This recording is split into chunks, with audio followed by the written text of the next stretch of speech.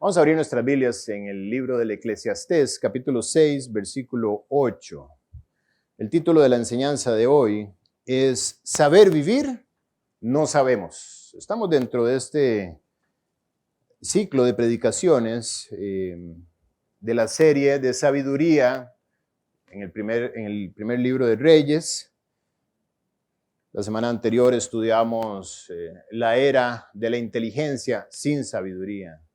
Y hoy continuaremos porque hemos empezado a develar 7 columnas de la sabiduría. Eclesiastés 6:8 está más o menos en el centro de la Biblia. Eclesiastés 6:8 dice, y Dios presenta un enigma en este versículo. ¿Sí saben los enigmas, los acertijos? Una pregunta con un grado de retoridad, donde la respuesta está ahí misma, pero no está clara a la vista. Dice, ¿por qué? ¿Qué más tiene el sabio que el necio? ¿Qué más tiene el pobre que supo caminar entre los vivos? Ahí tienen ese enigma y durante la sesión de hoy creo que ustedes mismos van a estar preparados para responderlos. La Biblia está llena de advertencias de todo tipo, pero todas nos invitan a vivir sabiamente. De hecho, 3 libros de ella han sido categorizados, no por el autor de la Biblia, sino por teólogos, como los libros de la sabiduría. 2 de ellos fueron escritos por Salomón, el libro de Proverbios y el libro del Eclesiastés. El tercer libro es el libro de Job. Esos 3 libros han sido etiquetados como los libros de la sabiduría. ¿Por qué? Por las alertas que hacen estos libros a vivir sabiamente. Nos recuerdan que hay una sola oportunidad para vivir la vida. Solamente tengo una versión, la que vivo. Le preguntaron a Billy Graham, el evangelista más grande del siglo pasado. A la edad de 85 años aproximadamente le hicieron esta pregunta y le dijeron, Dr. Graham, ¿cuál ha sido la mayor sorpresa que usted ha tenido durante su vida? Y él, meditabundo, dijo, la mayor sorpresa de mi vida fue la brevedad de la vida. Se pasó tan rápido. La brevedad de la vida. El tiempo tiene una particularidad y es que cuando tratas de controlarlo y entenderlo, ya pasó. Salomón en el Eclesiastés escribe en el capítulo 3 que hay un tiempo para cada cosa. Y como les decía al inicio, al hablar de tiempo no estoy refiriéndome al cronómetro. Me estoy refiriendo al espacio temporal. Estoy refiriendo a las estaciones, a las épocas de tu vida. Hay un tiempo para cada cosa. Hay tiempo de nacer y hay tiempo de morir. Recuerdo cuando mi hermano, yo tengo 3 hermanos, pero uno de ellos era mi hermano, con el que yo dormía, con el que yo reía, con el que yo gozaba, mi hermano del alma. Recuerdo cuando me llegó a contar que iba a nacer su primera hija y la euforia, la emoción de su vida, y para mí esta niña pues se convirtió inmediatamente en una buena noticia, puesto que si le alegraba a mi hermano su nacimiento, cuánto más a mí me iba a alegrar. Así es que hay un tiempo de nacer. Pero recuerdo también cuando mi hermano llegó un día a contarme que tenía una pequeña abultación en un costado. Y no pasaron 2 años cuando ya mi hermano estaba muerto por un cáncer que lo tomó por completo. Hay tiempo de nacer y hay tiempo de morir. Hay tiempo de plantar y hay tiempo de arrancar lo plantado. Hay tiempo de matar y hay tiempo de curar.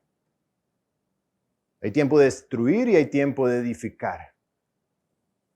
Hay tiempo de llorar y hay tiempo de reír. Hay tiempo de endechar, de sufrir y hay tiempo de bailar. Hay tiempo de esparcir piedras, de tirarlas. Y también hay tiempo de juntar las piedras. Hay tiempo de abrazar y hay tiempo de abstenerse, de abrazar. Así diseñó Dios la vida dentro de un tiempo. Quisiéramos que fuera eterna, nuestra estancia temporal al menos. Todo tiene su tiempo y todo lo que se quiere debajo del cielo tiene su hora, enseña el Eclesiastés. Es el orden divino que gobierna la vida, el tiempo. El tiempo es el parámetro. Podríamos decir que el tiempo es el dueño del juego. Hay un tiempo, una ocasión, hay una etapa, hay una época para cada cosa. Y todo tiene su tiempo. Así es que saber vivir cada momento y cada tiempo de tu vida es indispensable. Todo es hermoso en su tiempo. Eso sí, si se vive sabiamente. Moisés entendía este concepto y escribe en el Salmo 90. Pensaríamos que los salmos eran de gente contemporánea a David. Pues no, el Salmo 90 lo escribió Moisés. Y él clama en una oración a Dios y le dice, enséñanos de tal modo a contar nuestros días. Quiero estar consciente de cuántos días me faltan. Para que traigamos al corazón sabiduría. Un hombre sabio pide sabiduría. Él no pidió más gozo, no pidió más salud. Él no pidió más oportunidades de reír o de llorar. Él pidió sabiduría. Leyendo la biografía de un pastor del siglo pasado también, hablaba acerca de su papá. Se llamó Kerry Falwell, el papá. Y este hombre vivió muy mal, un hombre muy duro en su trato con sus hijos, con su esposa, alcohólico, al grado que su hijo tenía que ir y recogerlo del piso y llevarlo hasta su casa, etc. Y su mamá oró por él durante más de 30 años por su conversión. Bueno, cuéntale en su testimonio el día que su papá se convirtió. Dice que ese día se abrió el cielo en su casa. Y que a partir de ese día, su papá, cuando lo veía en ese momento Jerry Falwell, que es el de la autobiografía, tenía 14 años y su hermano gemelo también tenía 14 años. Así que dice que cuando su papá los veía, solamente quería darles todo el cariño que nunca durante toda su vida les dio. Los abrazaba, se los subía en la cama, pero ya él estaba enfermo. Y dice que era precioso el nuevo papá que tenía, pero que cuando entraba su mamá en la habitación, se detenía la música. Y lo único que ocurría era que mientras su mamá se acercaba a papá, los ojos de papá inmediatamente empezaban a inundarse en lágrimas. Cada vez que la vio durante esas 2 últimas semanas de vida, se convirtió y 2 semanas después él murió. Pero cada vez que la veía, sus pensamientos inmediatamente lo inundaban de melancolía, probablemente diciendo, se me fue el tiempo. Lo malgasté peleando, tratándola mal, agrediéndola, y ella no merecía nada de esto. 2 semanas, cuando la veía, lloraba hasta su muerte. Todo tiene su tiempo, pero solo hay un tiempo. Y la vida es un campo que transitas una sola vez. Un campo que funciona bajo la ley de la siembra y la cosecha. Si siembras bien, cosechas bien. Si siembras mal, cosechas mal. Es un campo en el cual no hay reversa. No hay rutas para repetir lo pasado. Como les decía, el tiempo, cuando tratas de tomarlo, se escapó de tus manos. Y es un juego peligroso experimentar con tu propia vida, experimentar con tu familia, experimentar con tus hijos, a ver qué pasa.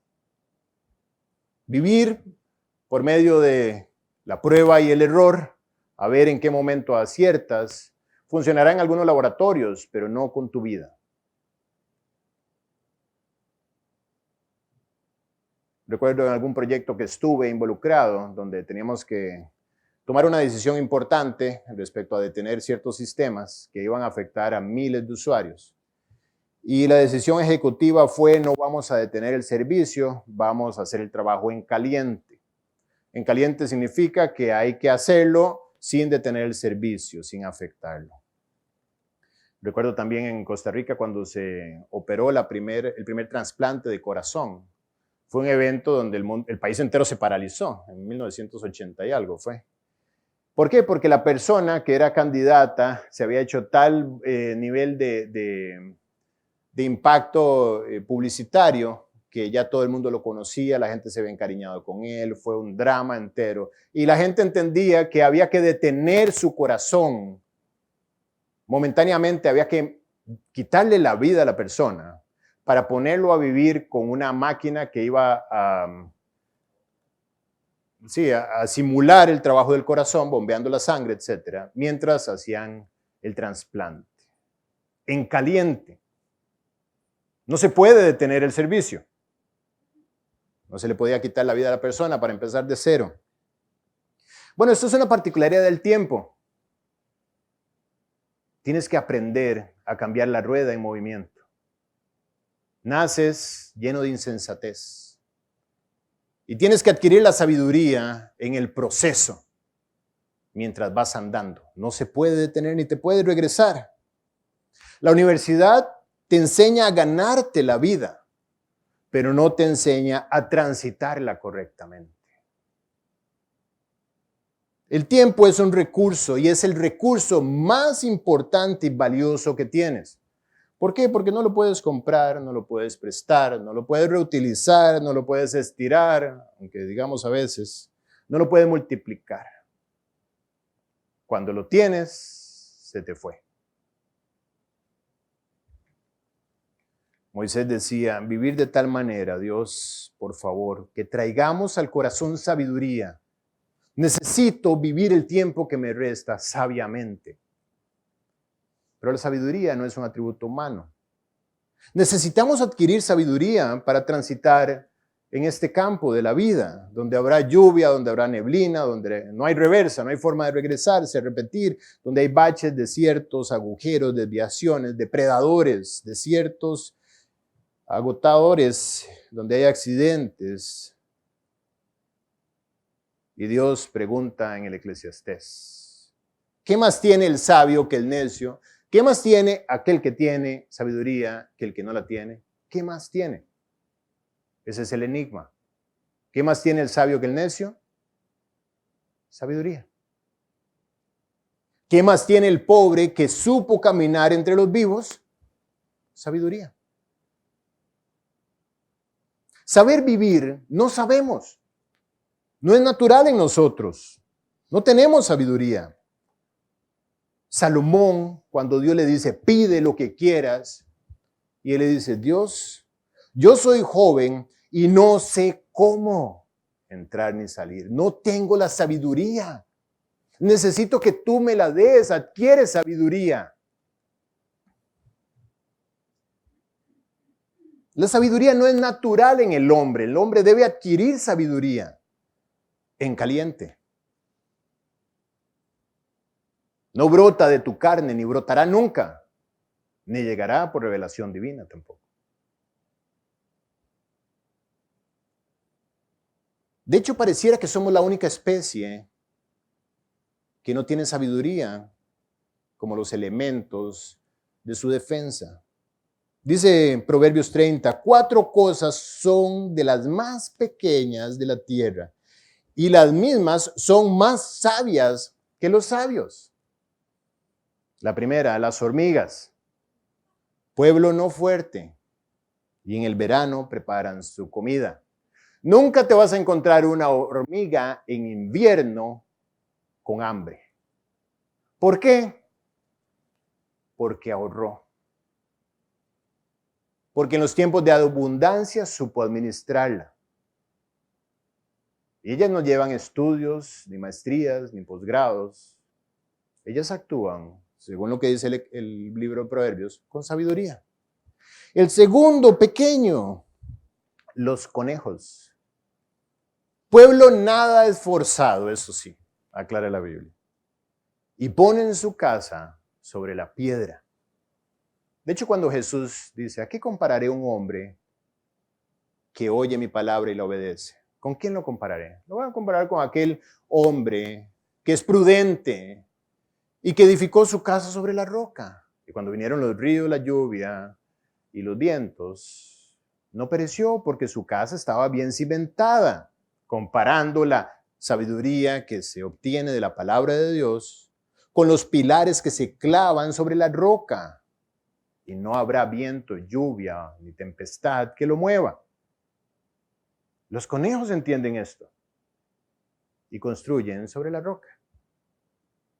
Tercero, las langostas, que no tienen rey y salen por cuadrillas. Son ordenadas.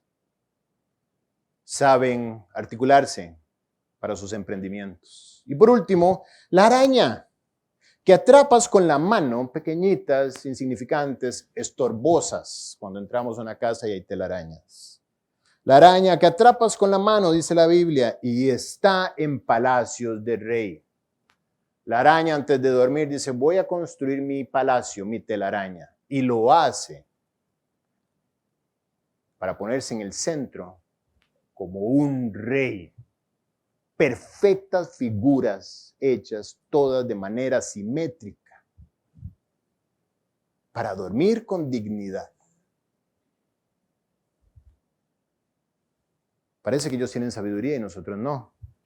Saber vivir no sabemos, por eso este es el título de nuestra enseñanza del día de hoy. El joven quiere apresurarse y saltarse etapas mientras el anciano quiere retroceder el tiempo. ¿Cuánto le pidiera yo a Dios? ¿Cuánto quisiera poder regresar al día en que conocí a mi esposa? Sabiendo lo que hoy sé, con la sabiduría que hoy tengo. Verla ahí donde estaba sentada en ese escritorio de oficina. Acercarme de la misma forma, por lo menos que lo hice. Pero ahora sí, sabiendo lo que sé hoy, no decirle lo que le dije. Y decirle, tú sabes que vas a tener una hija que se va a llamar Mariana. Y una hija que se va a llamar Valeria. Yo voy a ser tu esposo. Y te voy a amar y te voy a respetar y te voy a cuidar. Y voy a demostrarte cuánto te ama Dios y cuál es tu valor. Y de aquí, de hoy al día en que te ponga el anillo en el altar, no te voy a tocar un pelo, sino que te voy a demostrar que eres una dama y el valor que tienes para Dios, lo importante que eres para Él. Y el día que dijera acepto en su matrimonio, ese día empezaría mi carrera por hacerla sentir segura, cuidada, valorada. ¿Cuánto quisiéramos volver atrás? ¿Cuánto quisiéramos vivir, pero ahora sabiendo lo que sabemos? Adquiere sabiduría. Eclesiastés 12:1 dice, acuérdate de tu Creador en los días de tu juventud, antes que vengan los días malos y lleguen los años de los cuales digas, no tengo en ellos contentamiento. Básicamente, busca la sabiduría y toma decisiones sabias en función de ella, no en función de tus emociones.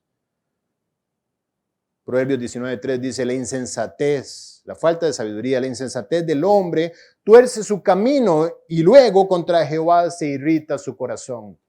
Dios, voy a actuar como me da la gana y si las cosas no salen bien, tú eres el culpable. Eso es la vida del hombre.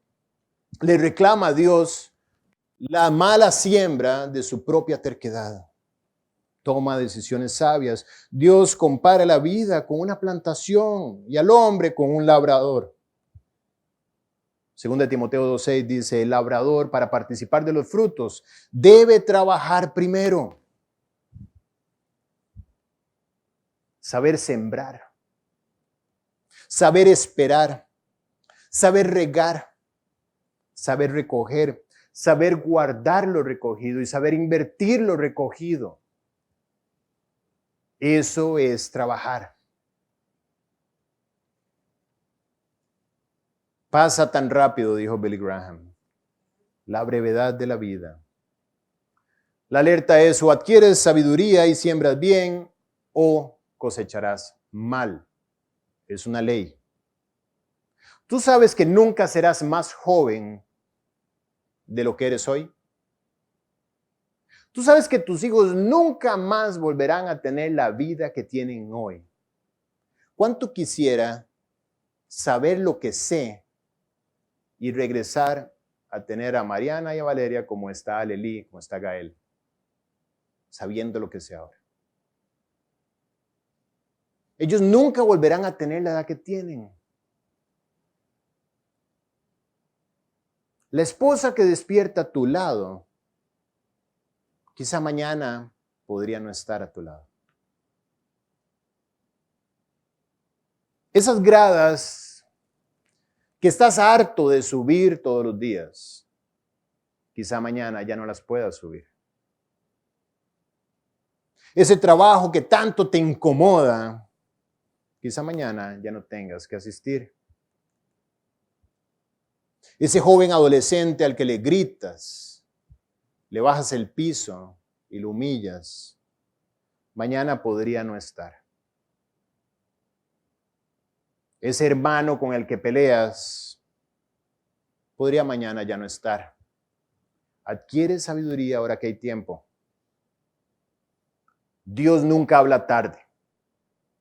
Él detiene tu vida para hablarte, para que tomes decisiones en el momento en que estás. Así es que vive cada ocasión, cada tiempo. Así como dice la Biblia, todo lo hizo hermoso en su tiempo, en su momento. El tiempo es limitado y necesitamos la sabiduría que solo Dios puede proveer. Dice Proverbios 2:6, porque Jehová da la sabiduría y de su boca viene el conocimiento y la inteligencia. Él provee de sana sabiduría a los rectos y es escudo a los que caminan rectamente. La semana anterior empezamos a estudiar las 7 columnas de la sabiduría, la tras anterior, perdón. Vimos la primera columna, que hace referencia al autocontrol. Es aquel atributo del fruto del Espíritu Santo que tiene que ver con la templanza, la capacidad de poder decirle no a mis pasiones. La tenemos ahí. Hoy vamos a ver la segunda columna, que es la diligencia. Sabemos que estamos transitando en un espacio temporal. Dice la Biblia que somos extranjeros y peregrinos en la tierra, estamos de paso. Todo lo que tenemos es prestado. De cierto, no hemos traído nada a este mundo, dice 1 Timoteo 6:6, y sin duda nada podremos sacar. Como viniste, te vas a ir sin nada. Pero dice la Biblia que nosotros, los hijos de Dios, tenemos una misión mientras estemos acá. No estamos únicamente para lamentarnos de que no nos podremos llevar nada y que todo lo que construyamos se va a quedar acá, sino que sí tenemos una misión, y dice 1 de Pedro 2:9 que estamos aquí para anunciar las virtudes de aquel que os llamó de las tinieblas a la luz. Esa es nuestra misión hoy en día. El apóstol Pablo, entendiendo esto, dice: así que yo de esta manera corro, no como a la aventura. De esta manera peleo, no como quien golpea el aire, sino que golpeo mi cuerpo y lo pongo por servidumbre. Pablo, entendiendo que tenía una misión de anunciar las virtudes de aquel que nos llamó de las tinieblas a la luz, dice: yo tengo una forma de ir detrás de ese objetivo y de esa misión. ¿Cuál es? De esta manera peleo, de esta manera corro, dice él. ¿Cuál es de esta manera? Quiere decir que había una estrategia en la vida de Pablo, puesto que había una manera de hacerlo. No sucedía a la aventura y no sucedía como un boxeador que golpea el aire, sino que sabía dónde dirigirse. Quiere decir que tenía una manera, quiere decir que tenía una estrategia, es decir, tenía una planificación, tenía objetivos, iba detrás de algo diligentemente. El hombre de Dios es diligente. Es un hombre que tiene metas, es un hombre que se traza objetivos y es un hombre que planifica. para alcanzar esos objetivos y hace seguimiento para poder atacar las desviaciones y los riesgos. Jesús, siendo Dios, no tuvo en su agenda un espacio para dedicarlo al ocio. Tenía una agenda que cumplir cada día. Era innegociable, siempre tenía algo que hacer y parecía que siempre todo estaba planificado. Dice la Biblia en Juan 4, de hecho, cuando pasa por Samaria, dice que le era necesario pasar por Samaria, porque él sabía que tenía que estar ahí en ese pozo a mediodía. Muchachos, vámonos porque tengo que estar a las 12 en punto, ahí tengo una cita con la mujer samaritana. Que ha alentado la historia de la iglesia a lo largo de 2000 años, entendiendo nosotros lo que Dios hace para alcanzar un alma. Y así cada día de Jesús estuvo dentro de una agenda articulada y controlada diligentemente. Vemos a Pedro, después de que Jesús parte, en Hechos 2, dice la Biblia que estaba orando junto con todos en el aposento alto, cuando viene sobre ellos el Espíritu como lengua, ¿se acuerdan? El día de Pentecostés. ¿Pero qué estaba haciendo Pedro? No estaba viendo tele, no estaba esperando, viendo el periódico a ver qué aparecía ahí de oportunidades laborales. Pedro estaba orando. Ese mismo día dice la Biblia que se levantó delante de 3,000 hombres y predicó citando las escrituras, lo que Mariana ahorita leía de Joel. Pedro lo dijo de memoria.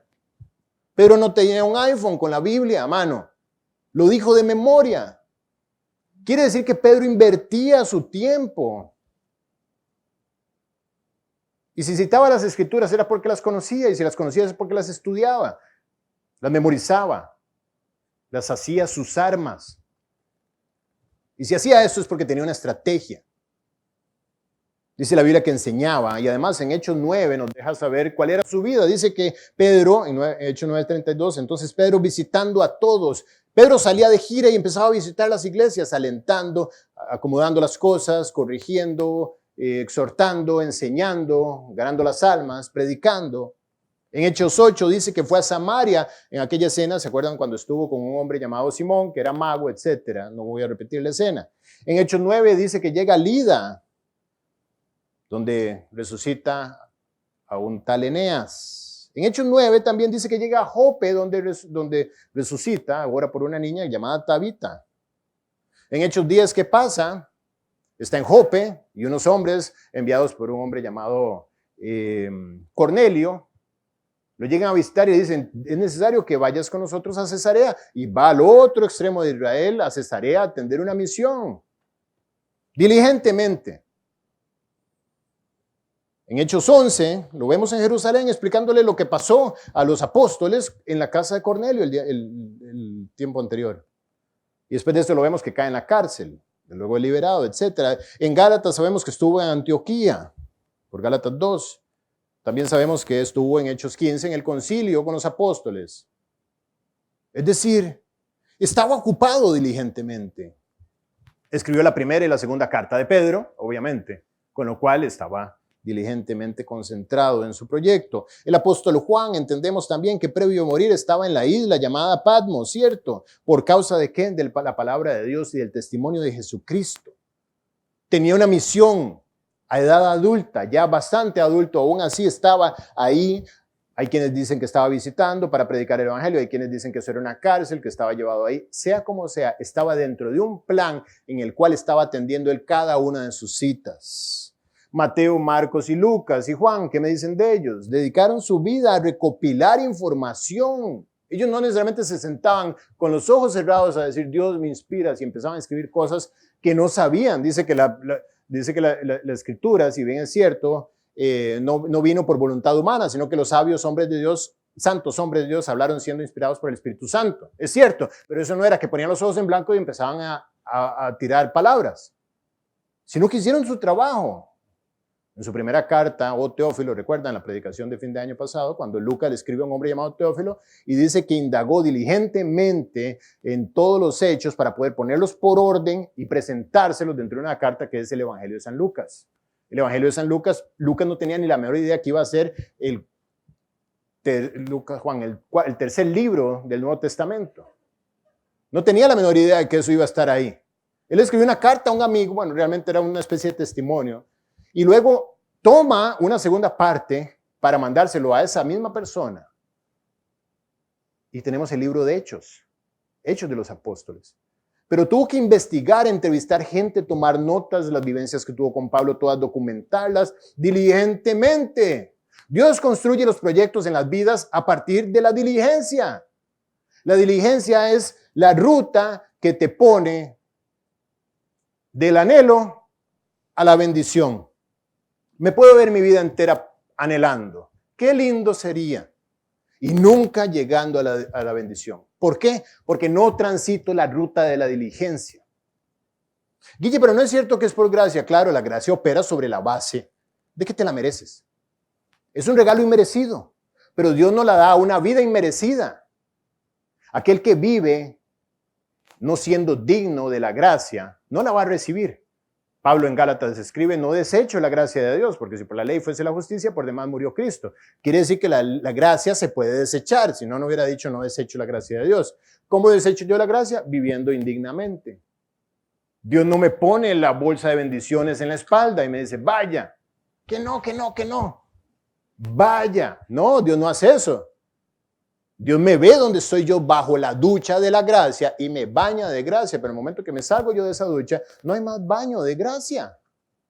Y no esperes que tu vida cambie si vives fuera de la gracia. Pablo, Timoteo, esfuérzate en la gracia que es en Cristo Jesús. Esfuérzate en la gracia. Ve a los medios de gracia. Ten presente la vida eterna. Mantente luchando en la gracia. Entre tanto que voy, ocúpate de la lectura, la exhortación y la enseñanza. Timoteo, no te quiero ver ahí haciendo nada. Tu trabajo, tú eres un pastor, tienes un trabajo y ese trabajo es memorizar, es predicar y es tener citas y cafecitos con la gente y corregirla. Esfuérzate en la gracia. ¿Y Pablo? ¿Qué me dicen de Pablo? 13 cartas del Evangelio. 13 cartas del Nuevo Testamento, perdón. 3 viajes misioneros, años formando y pastoreando iglesias. De hecho, dicen Hechos 20 que se dedicaba amonestando de día y de noche con lágrimas a los creyentes. Día y noche, dándose diligentemente para poder ver el fruto que tuvo. Y le escribe de hecho a Timoteo, ¿cómo tengo yo que vivir para poder escribir una carta con limpia conciencia que diga, lo que has oído de mí ante muchos testigos, esto encarga a hombres fieles? Dígales que vivan como yo. ¿Cómo tienes que vivir delante de Dios? ¿Cómo tiene que estar tu conciencia delante de Dios para poder recomendar que me copien? Filipenses dice, imitadme. Lo que has oído de mí ante muchos testigos, esto encarga a hombres fieles que sean idóneos también para enseñar a otros. Busca hombres que sean diligentes, Timoteo, y diles a esos hombres fieles, idóneos. ¿Fieles por qué? Porque la fidelidad se manifiesta en la acción de la diligencia. Eso los hará idóneos. Y diles que vivan como yo. Así es que la ruta entre el anhelo y la bendición es solo una, la diligencia. Esfuérzate en la gracia que es en Cristo Jesús. ¿Por qué la diligencia es tan importante? Porque amar a Dios requiere de diligencia. Yo no puedo amar a Dios de la actitud hippie, donde estoy sentado diciendo, Dios te amo, Dios te amo, Dios te amo. Amar a Dios requiere diligencia, esfuerzo para ir a los medios de gracia, esfuerzo para leer, esfuerzo para orar, esfuerzo para testificar, esfuerzo para discipularme, esfuerzo para pasar los estudios, esfuerzo para meditar, esfuerzo para memorizar. El que guarda mi palabra, ese es el que me ama. Para guardar su palabra, yo tengo que ser diligente. Para amar a Dios, tengo que ser diligente. Por eso es la segunda columna de la sabiduría. ¿Quieres sabiduría? Tienes que ser diligente. No va a llegar con un download. No es una aplicación que consigues en el Apple Store. Guardarse del pecado, adivinen de qué requiere. De diligencia. Requiere diligencia, dice la Biblia, sobre toda cosa guardada, guarda tu corazón porque de él mana la vida. Dice la Biblia en Proverbios 3:7, no seas sabio en tu propia opinión. Teme a Jehová y apártate del mal. Para apartarme del mal, necesito poner en marcha la diligencia. Es una instrucción. Apártate del mal. Cuando Pedro estaba encarcelado y el ángel aparece y le dice, Pedro, cíñete las sandalias y sígueme. Pedro se ciñe y se ata las sandalias más bien. Y lo sigue.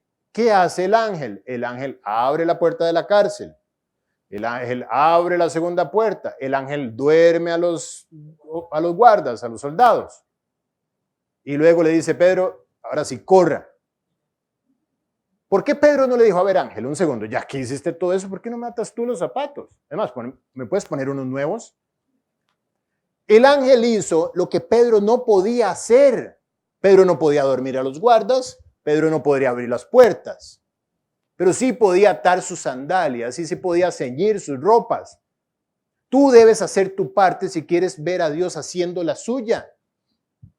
Si no, te vas a quedar sentado esperando que te ate las sandalias. ¿Quieres manejar las escrituras? Métete en las escrituras. ¿O estás esperando que brinquen los versículos y se graben en la memoria? Como las canciones de Luis Miguel. Esas sí se pegan todas. O se pegaban en mi tiempo.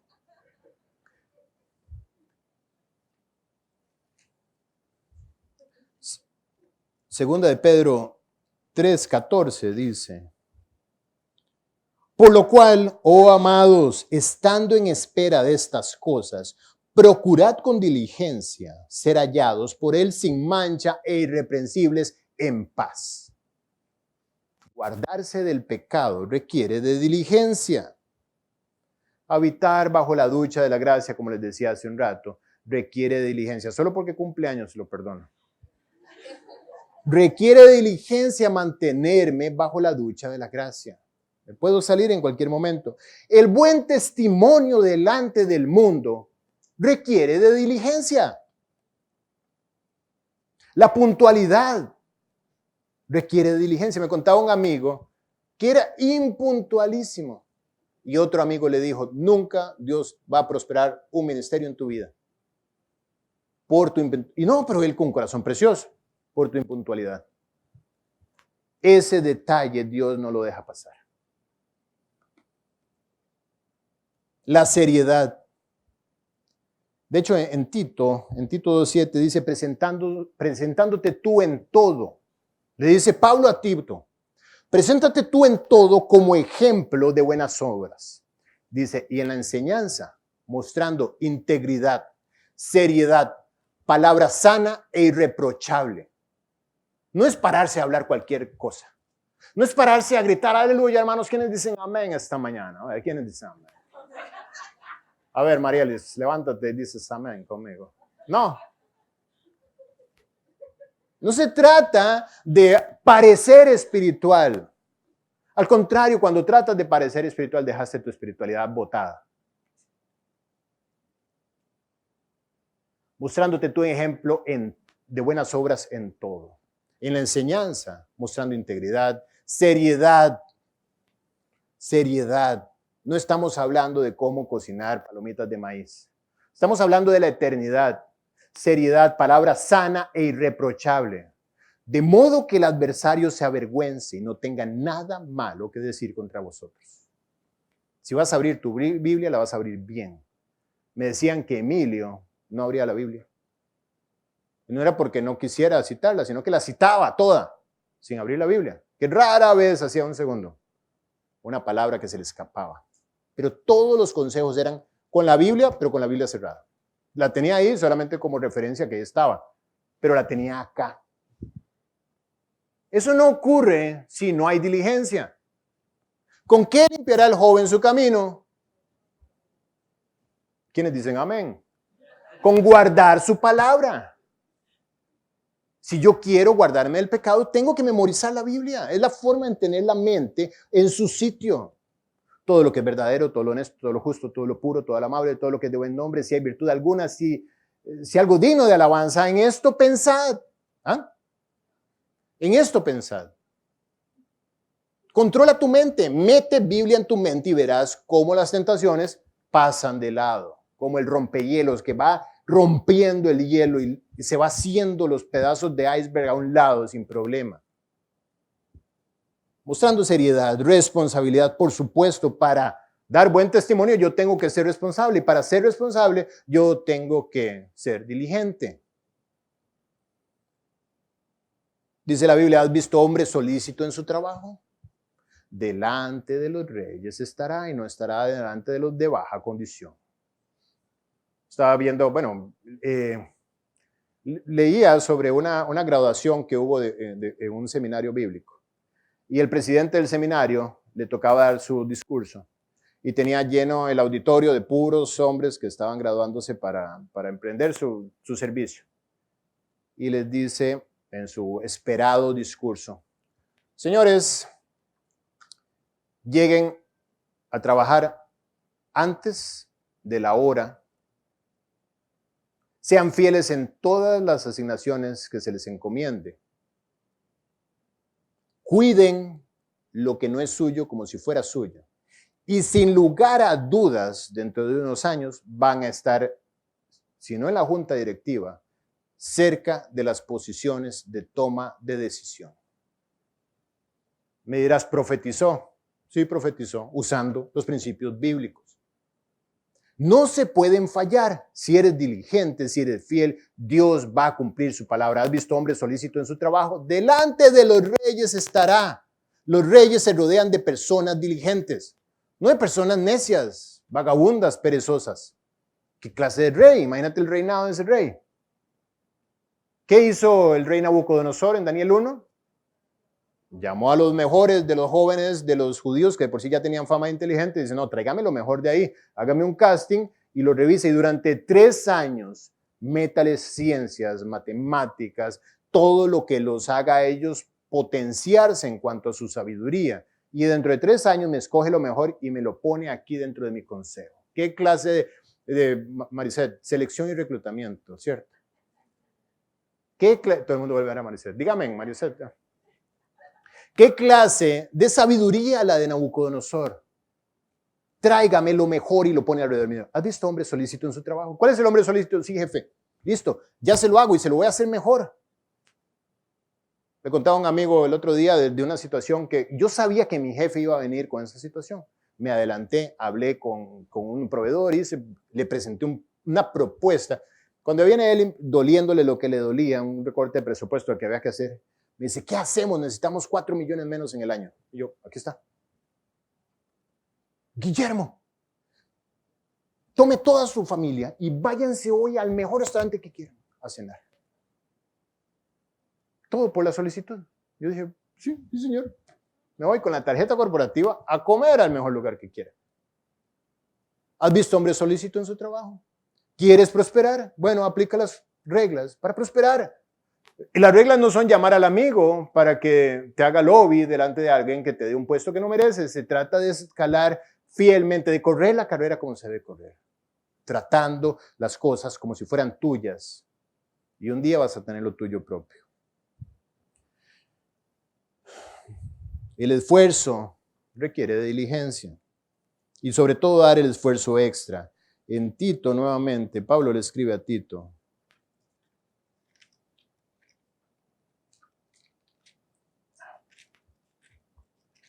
Pablo le escribe a Tito y le dice,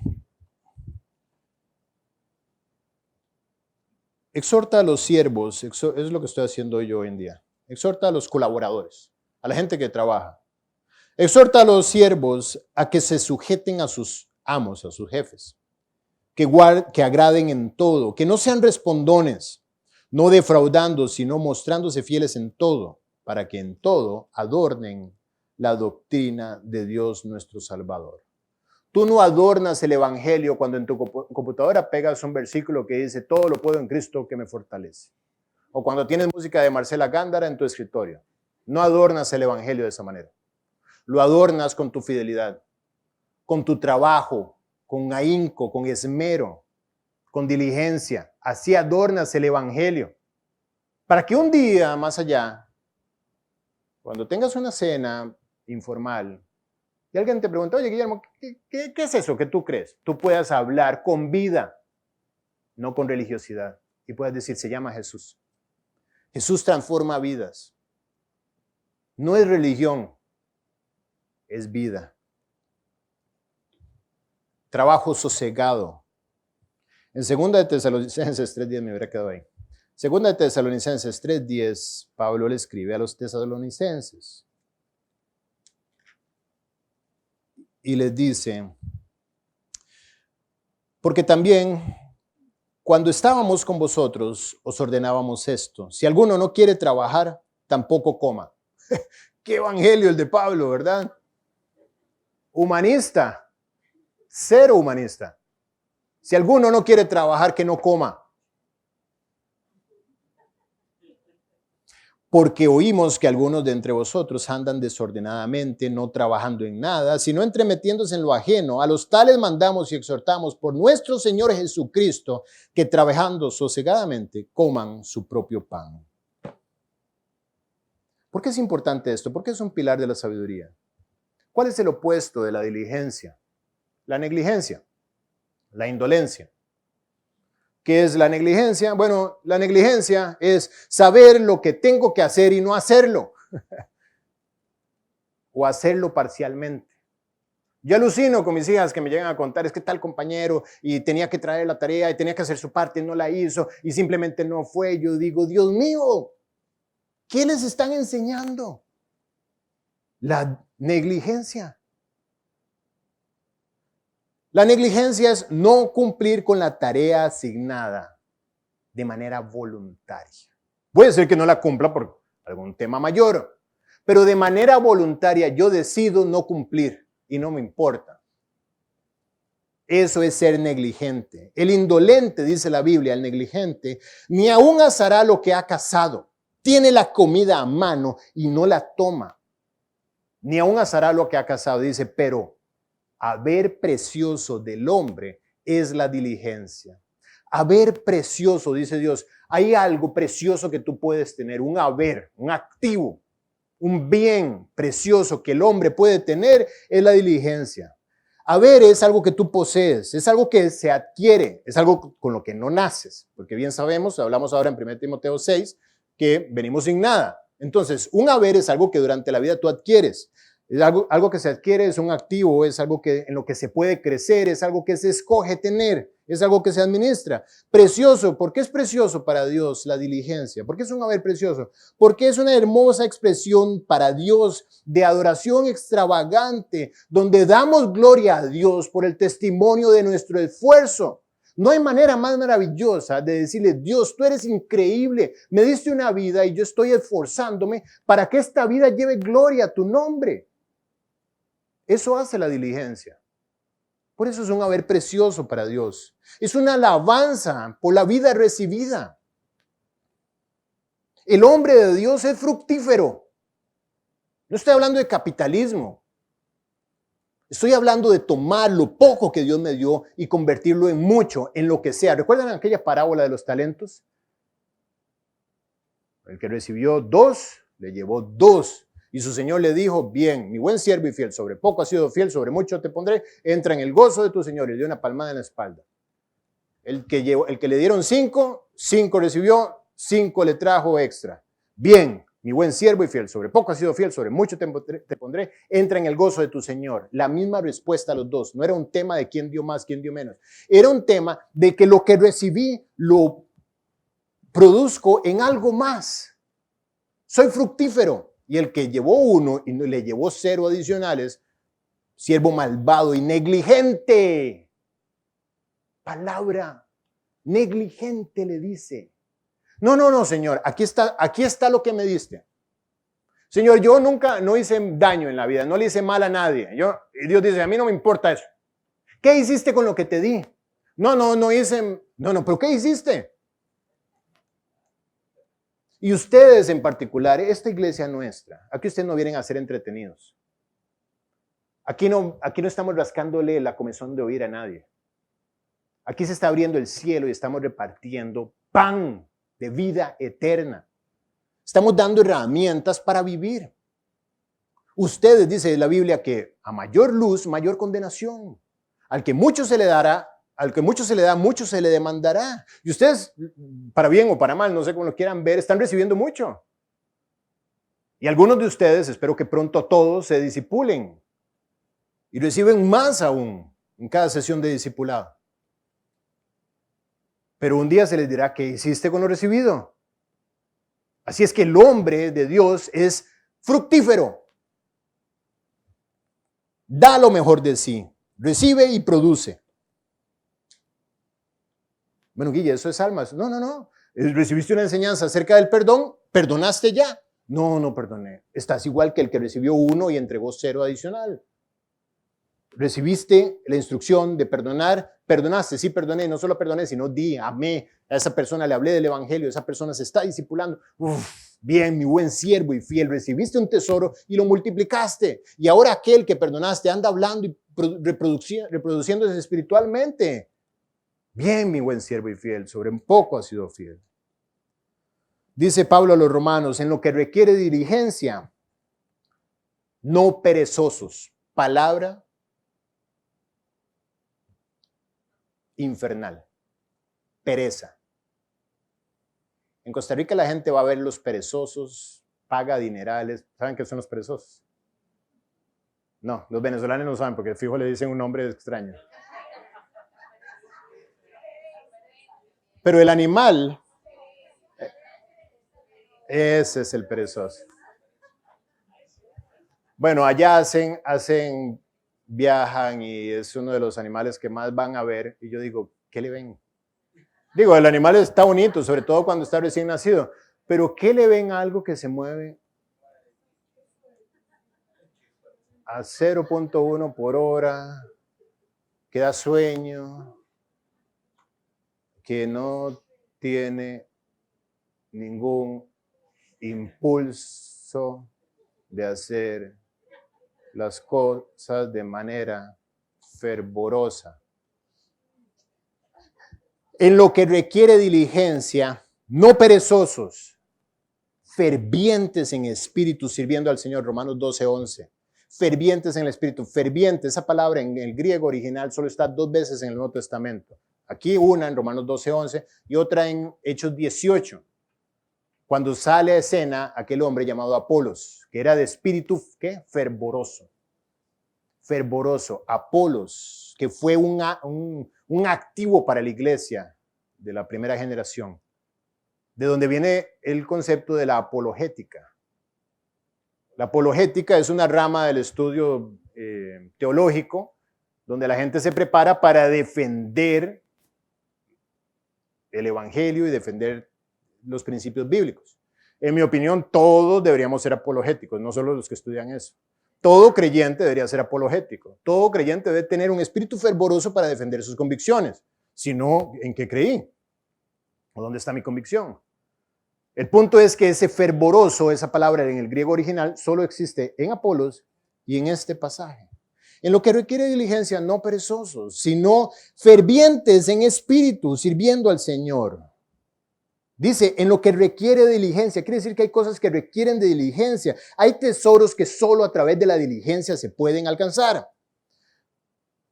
Fervientes en espíritu, con un ánimo, con un entusiasmo, con un fuego propio.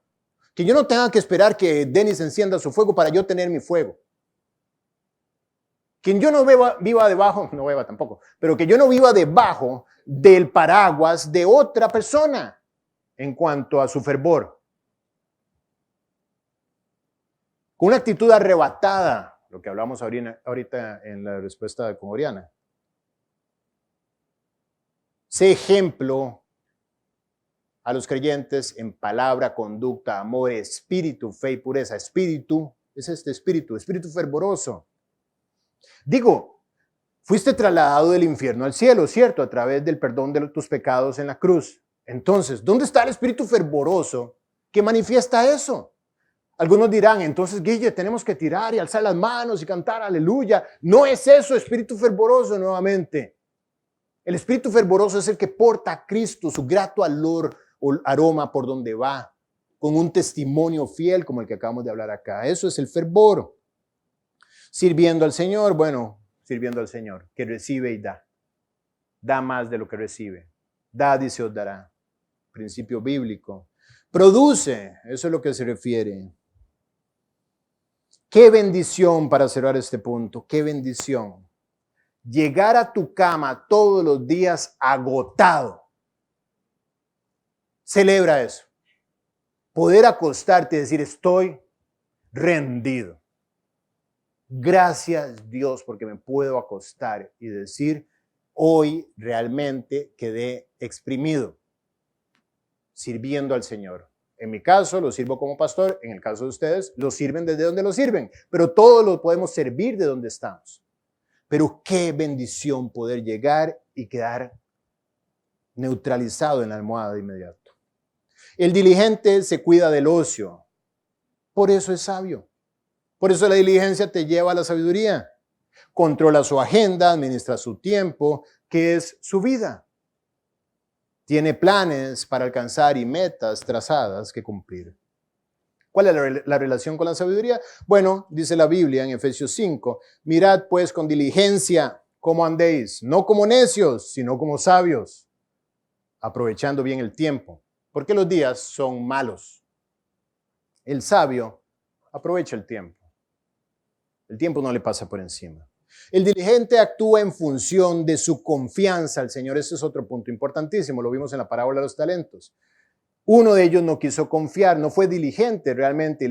Y el amo le dice, siervo malo y negligente. ¿Por qué fue negligente? Porque en el fondo la raíz de ese pecado fue que no confió. No quiso poner a dar fruto su talento. Porque tuvo temor, no confió.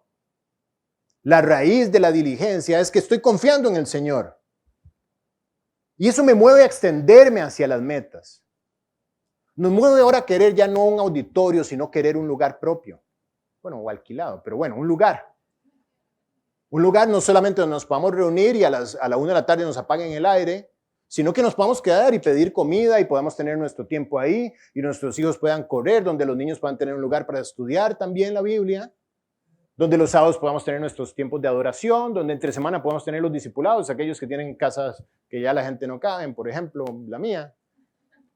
Donde podamos reunirnos y soñar con eso y dar testimonio a la gente de que no somos una religión, sino que realmente amamos la palabra de Dios y todo lo que tiene que ver con el estudio de ella nos mueve a nosotros a querer hacerlo bien, diligentemente, porque confiamos. Alguien dirá, no hombre, ¿para qué se van a meter en eso? No, ¿para qué el riesgo financiero? ¿Para qué? ¿Para qué? ¿Cómo para qué? Para llevarle cuentas a nuestro Señor y decir, lo que nos diste lo multiplicamos. Por tanto, es necesario que con más diligencia atendamos estas cosas que hemos oído, no sea que nos deslicemos. Quiere decir que si yo no atiendo con diligencia lo que el Señor me ha dado, me puedo deslizar y caer. O atiendo o me deslizo. El diligente actúa en función de la confianza que tiene al Señor. Se expone, deposita su confianza en manos del Señor y produce fruto. Y para terminar, Hebreos 6:11 dice, pero deseamos que cada uno de vosotros muestre la misma solicitud hasta el fin. Solicitud es la actitud diligente. Que cada uno de vosotros muestre la diligencia hasta el fin. Para que no os hagáis, ¿qué? Perezosos. Para que no os hagáis perezosos, sino imitadores de aquellos que por la fe y la paciencia heredan las promesas. Este es el segundo pilar o la segunda columna de la sabiduría. Voy a tocar la tercera columna. La próxima semana seguimos. ¿Por qué? Porque está vinculada directamente con la columna anterior. La tercera columna de la sabiduría es la paciencia. La paciencia va de la mano con la diligencia. ¿Por qué? Porque la paciencia es la espera activa en el creyente. No es la espera pasiva. El pasivo está esperando que las cosas caigan del cielo. El activo es diligente mientras espera en el Señor. Lo que llega a su vida es producto de la bendición que Dios da. Es hacer lo que debo hacer mientras espero a que Dios haga lo que debe hacer. Yo hago mi parte y espero a que Él haga la suya. Es la actitud de descanso mientras espero. La Biblia dice, de mis versículos favoritos, en descanso y en reposo seréis salvos. En quietud y en confianza será vuestra fortaleza. Mientras esperas con la actitud correcta, eso te hace fuerte. Y esta definición que me encanta, la paciencia es la evidencia externa de que no hay contienda entre tu voluntad y la voluntad de Dios. Mi voluntad está en paz con la de Dios y eso lo manifiesto hacia afuera a través de la paciencia. Espero. Todos fuimos niños. Yo recuerdo cuando mi mamá, vamos, le agarraba yo su mano y yo iba, más o menos así.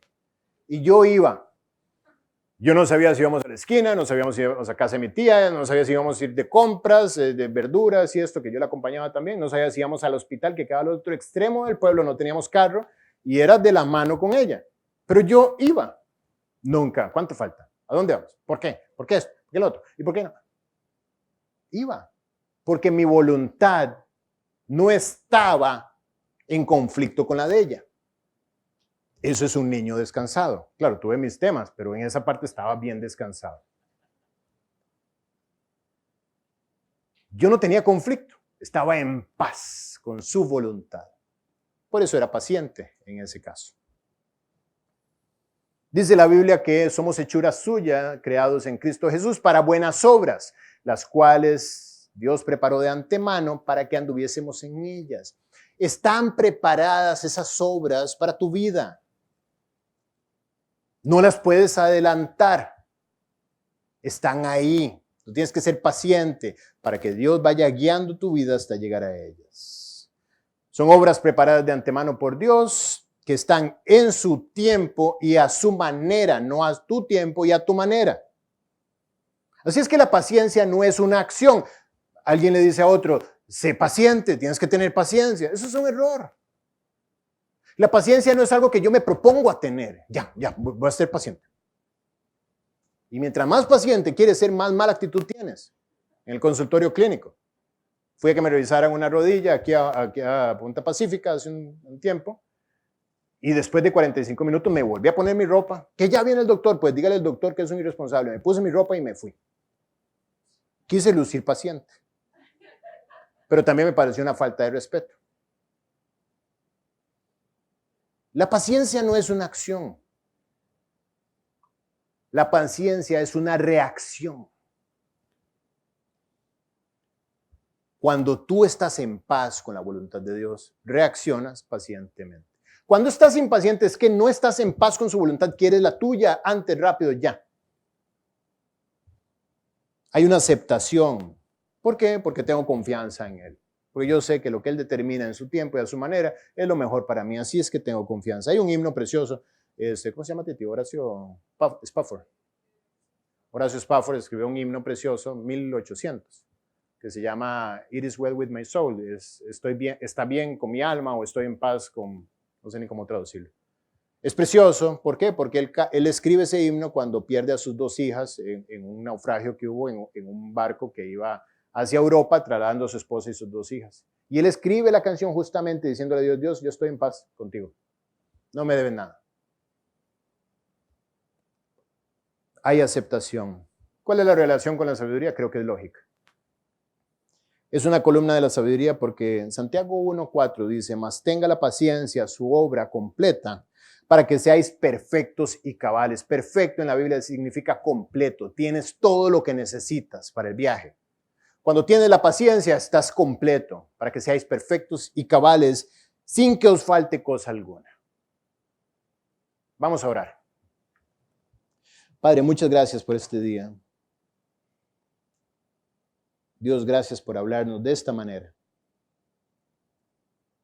por invitarnos a construir correctamente en nuestra vida, por hablarnos la sabiduría oculta, como dice 1 Corintios 2, la cual los sabios de este mundo no conocieron, si no, no hubiesen matado a nuestro Señor Jesucristo. Pero tú te ha agradado revelarla a nosotros,